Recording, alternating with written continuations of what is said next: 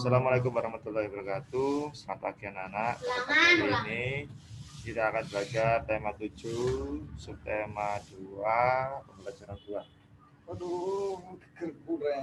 Pada pembelajaran 2 ini ya kita akan belajar yaitu perubahan wujud benda.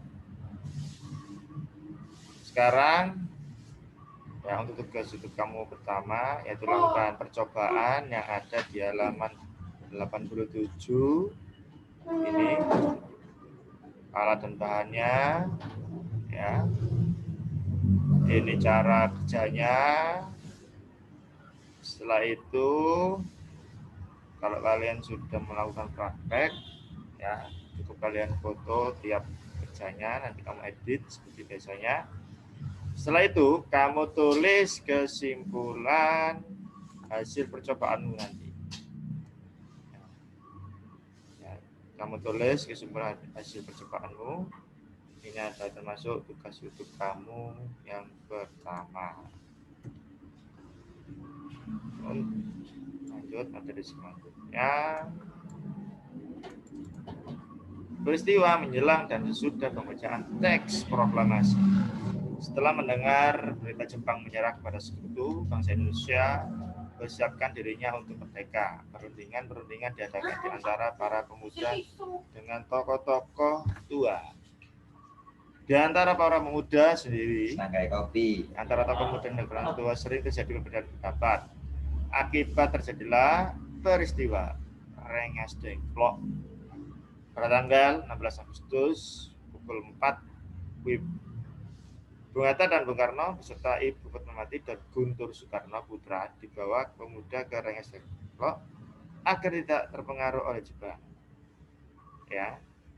Setelah melalui perdebatan dan ditengahi Ahmad Subarjo, menjelang malam hari kedua tokoh Bung Hatta dan Bung Karno akhirnya kembali ke Jakarta. Rombongan Soekarno-Hatta sampai di Jakarta pada pukul 11 WIB. Soekarno dan Hatta setelah singgah di rumah masing-masing, lalu bersama rombongan lainnya menuju rumah Laksamana Maeda di Jalan Imam Bonjol nomor 1 Jakarta. Di mana rumah tersebut adalah tempat Ahmad Subarjo bekerja. Di tempat itu mereka akan merumuskan teks proklamasi kemerdekaan Indonesia. Perumusan sampai dengan penandatanganan teks proklamasi kemerdekaan baru selesai pada pukul 4 WIB atau ya, pagi hari itu ya. Pada tanggal 17 Agustus 1945 dan dibacakan di Jalan Pegangsaan Timur 56 Jakarta pada pukul 10 WIB. Ya. Adapun peristiwa setelah dibacakan teks proklamasi kemerdekaan sebagai berikut.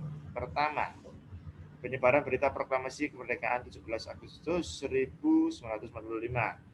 Yang kedua, sambutan rakyat di berbagai daerah terhadap proklamasi kemerdekaan Indonesia.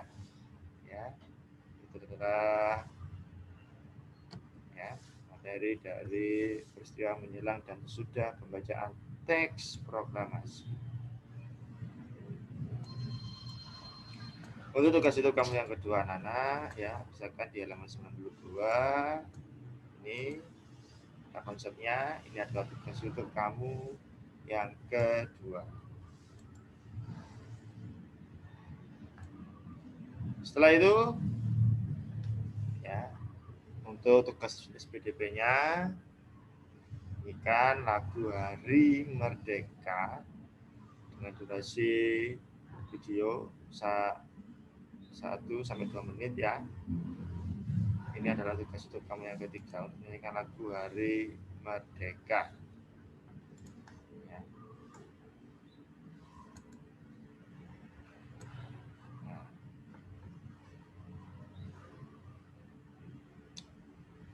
Selain musik atau iringan, tarian keindahan gerak tari juga dapat dilihat dari pola lantai saat penari memperagakan gerak tarinya.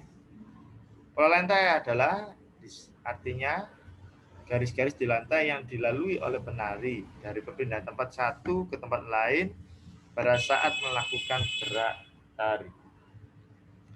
Menurut jenisnya, ada 3 bentuk karya tari yang perlu kamu ketahui sebelum kita lebih lanjut membahas tentang pola lantai.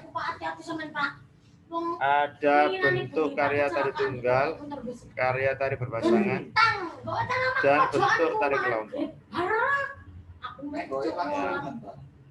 Ini adalah contoh bentuk-bentuk tarian.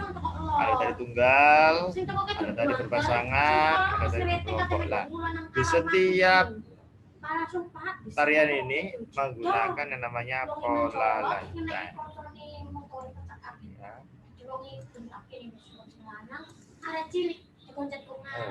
Sekarang untuk tugas YouTube kamu yang keempat, tugas YouTube kamu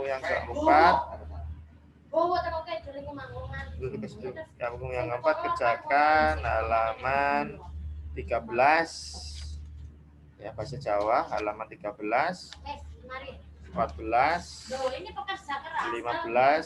16, 17. Sekian pembelajaran hari ini, semoga bermanfaat. Saya akhiri, wassalamualaikum warahmatullahi wabarakatuh.